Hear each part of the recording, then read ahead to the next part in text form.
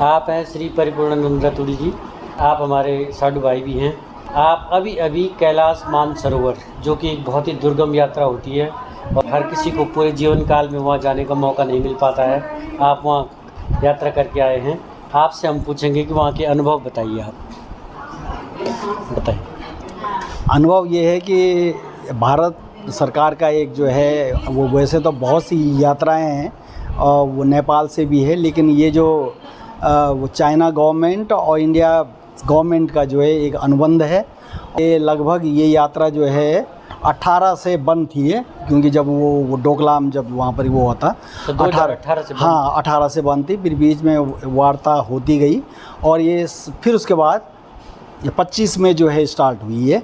और 25 में क्योंकि लोगों को बहुत कम मालूम था, और फिर ये सेकंड टाइम पे आप जो है इस समय वो 26 में इस बैच में जो है वो 10 बैच थे, और ये आधे बैच जो है वो नाथुला से गए, क्योंकि 2 रूट हैं, एक वो नाथुला पास से है और एक जो है वो लिपुलेख पाक हमारे उत्तराखंड से है और धारचूला से आगे है। तो हमारा जो रूट था, हमें जो यहाँ पर वो चॉइस होती है या ये हमको जो रूट दिया गया वो जो है लिपुलेख से था।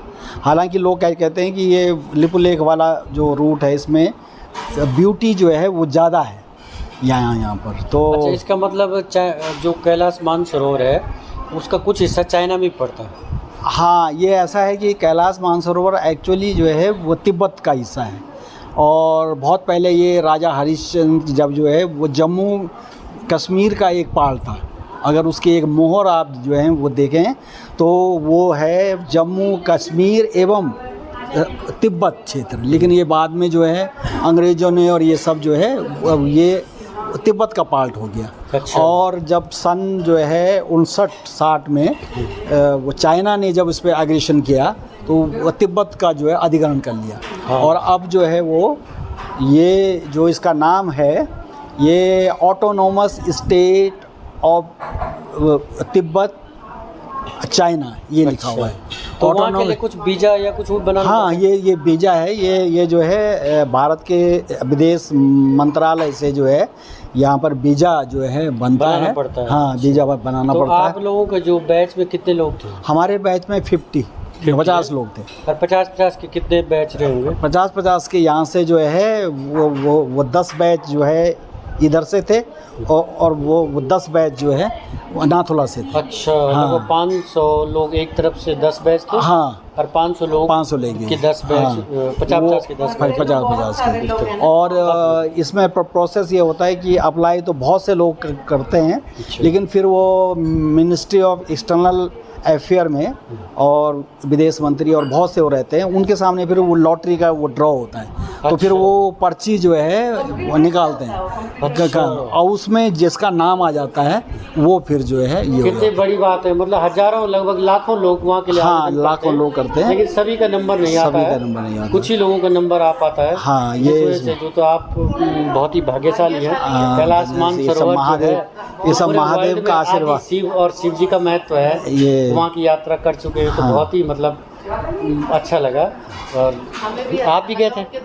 नहीं मैं कहाँ, खाली आप अकेले गए? मैं अकेला गया। अच्छा, अच्छा। हाँ। मैं तो वैसे भी क्वालिफाइड नहीं हूँ। हाँ, वहाँ पर ये है कि अगर दोनों पति पत्नी हैं अच्छा। तो फिर वो अलग अलग बैच में हैं, तो एक ही बैच में कर लेते हो। हार्ट के, लंग्स के सारे टेस्ट। अच्छा, तभी जा पाते हैं। हाँ, इससे पहले जब पूरी तरह फिट हो, ये होता है कि वहाँ पर जो जब है, फिटनेस टेस्ट पास कर हाँ, दोगे तभी हाँ। जा पाएंगे। हाँ। और वो भी बड़े स्टेप, मतलब पहले तो दिल्ली एंड हार्ट लंग में पहले दिन वहाँ पर जो है वो हो जाता है फिटनेस से मतलब वो TMT टेस्ट और वो सब लंग्स का टेस्ट ये सब हो जाता है, ब्लड यूरिन ये सब BP ये सब हो जाता है। अच्छा। और उसके बाद फिर वहाँ पर जो है ITBP का कैंप है। अच्छा। फिर अगले दिन वो वहाँ की रिपोर्ट भी देखते हैं और ITBP वाले फिर करते हैं। अच्छा। और फिर जब जो हो जाता है तब जाके अगले दिन फिर हमारा विदेश मंत्रालय में वो होती है, ब्रीफिंग होती है। अच्छा। वहीं पर वो हमारा पासपोर्ट वगैरह सब वो करते हैं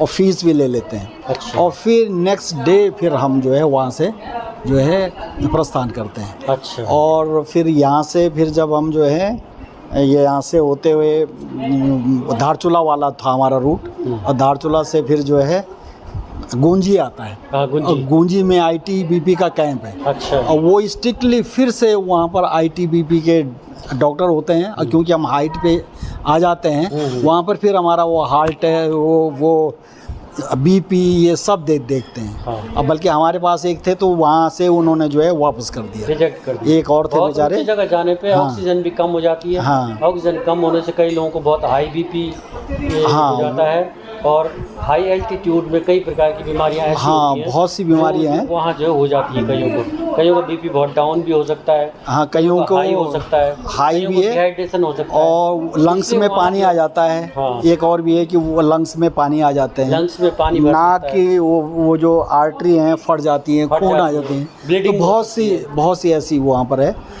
तो फिर उसके लिए वैसे वो डॉक्टर तो भाई भी साहब ने रहते सभी टेस्ट पास करते हुए आदि कैलाश के जो है आदि कैलाश हाँ, और कैलाश मानसरोवर ये के सब जो है जो ऊपर यात्रा की जो है, करी, ये बहुत हाँ। बड़ी बात है अपने आप में, और ये बहुत ही अच्छी बात है। पर्वत और एक दो हाँ। पर्वत और देखे बीच। फिर अच्छा, वो ओम पर्वत हाँ, वगैरह। वो भी हो गए साथ साथ। अच्छा। हाँ वो पर्वत, आदि कैलाश, हाँ, अब ये है कि अब हम कैलाशी हो गए। कैलाशी हो गया। मतलब अच्छा। जो ये कहते हैं कि जो मानसरोवर की यात्रा करते हैं वो अपने नाम के आगे, चाहे वो डॉक्टर हो चाहे कुछ हो, वो कैलाशी। वो कैलाशी जो हैं वो अच्छा। लिखते हैं। एक तो ही आपसे एक सलाह और मांगेंगे हाँ। कि जैसे कोई व्यक्ति है, हाँ अधिकतर 60 के बाद जाते हैं, क्या कोई जवान व्यक्ति भी जा सकते हैं जैसे हाँ 35 साल? हाँ, हमारे साथ जो है वहाँ उसमें है 21 साल से 24 साल के थे हमारे साथ। अच्छा, और मतलब मैक्सिमम जल्दी भी जा सकते हैं कोई हाँ, भी ना? हाँ, जा सकते हैं। क्योंकि जब जैसे वहाँ वो पर- एज बढ़ेगी तो बीमारियां वहाँ बढ़ेंगी। वहाँ पर यह है कि 24 साल वाला ही रिजल्ट। हाँ, वो 24 साल का भी था, मतलब वहाँ पर जो है